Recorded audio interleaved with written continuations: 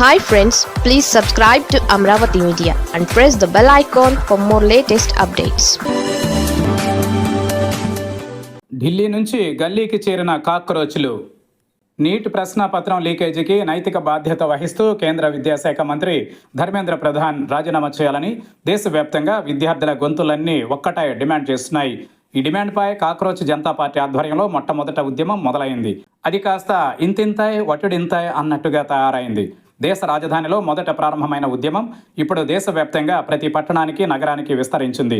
ఇందులో భాగంగా దేశవ్యాప్తంగా విద్యా సంస్థల బంద్ చేపట్టారు. దీనిని బట్టి విద్యార్థులు ఎంతగా రగిలిపోతున్నారో అర్థం చేసుకోవచ్చు. సోషల్ మీడియాలో ఆవిర్భవించిన కాక్రోచ్ జనతా పార్టీపై ప్రతి ఒక్కరిలోనూ తక్కువ భావన ఉండింది. ఇదంతా సోషల్ మీడియాకి పరిమితమైన నెటిజన్ల ఆవేశమని అనుకున్నారు. అబ్బే, అందులో నిజం లేదని, నేరుగానే యాక్షన్లోకే యువత దిగారని తెలుసుకునేసరికి కొమ్ములు తిరిగిన రాజకీయ పార్టీలకు, సుదీర్ఘకాలంగా ఆ రంగంలో కొనసాగుతున్న నాయకులకు గట్టి షాక్ తగిలినట్లయింది. అడుగడుగున అడ్డంకులను అధిగమిస్తూ ఏకంగా పార్లమెంటు వరకే వేలాది మంది విద్యార్థులు వెళ్లగలిగారు. భారత ప్రజాస్వామ్య వ్యవస్థలో ఇదో చరిత్ర. ఇదే సందర్భంలో ఢిల్లీలోని జంతర్ మంతర్ వద్ద కాక్రోచ్ జనతా పార్టీ ఆధ్వర్యంలో నిరసన కొనసాగుతోంది. ధర్మేంద్ర ప్రధాన్ రాజీనామా చేయాల్సిందని వారి డిమాండ్. ఈ డిమాండ్ ఇప్పుడు దేశ రాజధాని ఢిల్లీకే పరిమితం కాలేదు.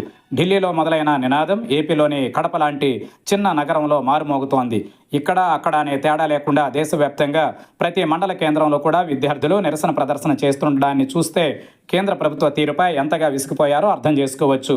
అయినప్పటికీ కేంద్ర విద్యాశాఖ మంత్రి రాజీనామా మినహా మిగిలిన విషయాలని మాట్లాడతామని కేంద్ర ప్రభుత్వ పెద్దలు చెబుతున్నారు. ఈ విషయంలో వెనక్కి తగ్గేదేలే అని విద్యార్థులతో పాటు విపక్షాలు తెగేసి చెబుతున్నాయి. కేంద్ర ప్రభుత్వం పట్టు వేడకపోతే విద్యార్థుల ఉద్యమం ఏ రీతిలో సాగుతుందో అనే ఉత్కంఠ నెలకొంది.